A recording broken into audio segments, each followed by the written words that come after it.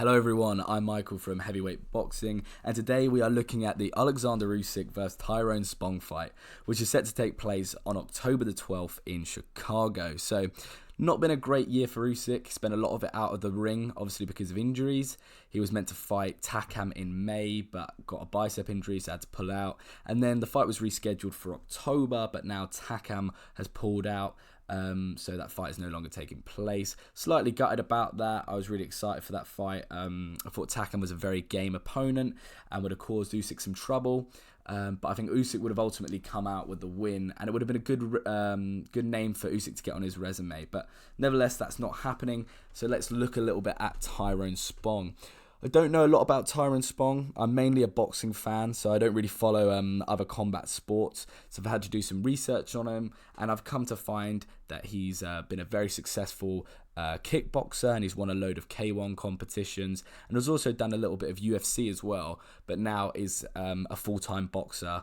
And so let's dive a little bit into Tyrone Spong and find out a little bit more about him. So on the surface, he looks like, again, like Takam, a very game opponent. He's got 14 fights and 13 knockouts, so very impressive. You know, he's undefeated. That's a great knockout ratio. I've also seen in his kickboxing career, he's got a load of knockouts in that as well. So he is the kind of guy that if he hits you clean, he is going to sleep you. So it makes the fight a little bit more interesting, as well as we've seen in the other fights and fights I've seen of him online. He always turns up in shape. Looks very durable, very similar build to Takam actually. Very muscly, looks very durable, and quite well for a heavyweight. He's quite short. You can see they're 6'2", so I'll talk about that a little bit later. But he's also ranked 5th by the WBO. So overall, on the surface, looking like a very exciting opponent, a good replacement for Takam. Although when we start to look at his resume, things go downhill slightly. There's no one really on this resume who stands out to me. I don't recognise any of the names. Pretty much he's kind of fought nobodies. I did see about Minda, his last fight. I think he went 12 rounds with Naki. So, you know, fairly decent opponent. But yeah, no one really of name so far. The biggest name on his record will be Usyk, and a massive step up from the other fighters. So, who wins this fight? Well, to answer that question, I'm going to look a little bit at Spong and see what he brings to the table, and then look a bit at Usyk. So Spong, his real strengths going into this fight, and the stuff which really are in his favour, is his knockout power. He definitely has a puncher's chance. He's been knocking out heavyweights, and obviously Usyk is coming up to heavyweight, so he's gonna definitely feel that power from Spong, and I genuinely believe if Spong catches him clean, he probably will knock him out. But that's what I've heard from people, and what people have said about Spong, his punching power. Also, as well, we know he is a very seasoned fighter. He's fought in K1, UFC. I know he's not necessarily a seasoned fighter in boxing, but it does show that he's got the heart, and he is pretty hard, man. He sounds, from what I've heard, he's hard as nails, and he's definitely going to dig deep in this fight. A lot like Takam. I think Takam was very similar. I think he was going to work hard, and I think Spong will do the same. And leading on from that, I think Spong's coming to this fight to win. You know, he's undefeated. He wants to make a name for himself in the heavyweight division, very much like Usyk does.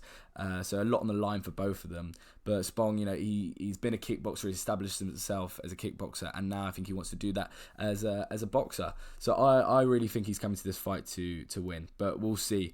Anyway, looking at Usyk, well, you know, Usyk needs no introduction. He's overall by far a better boxer than Tyrone Spong. Punching power maybe could be debated, who's got the heavier punching power, but we know Usyk's not a fighter who really needs to rely on that.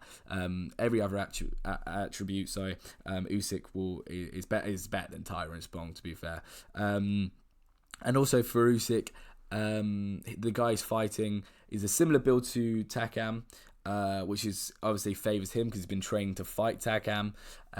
Also, Tyrone Spong is only 6'2", so Usyk doesn't have to worry about giving away too much height or reach advantage, which is often the fear for a cruiserweight moving up to the heavyweight division. So shouldn't probably be too many adjustments in that sense. He's been training to fight a smaller opponent, and again, he doesn't have to give away so much height and reach. So for this fight, I'm definitely predicting a fairly comfortable points decision for Usyk.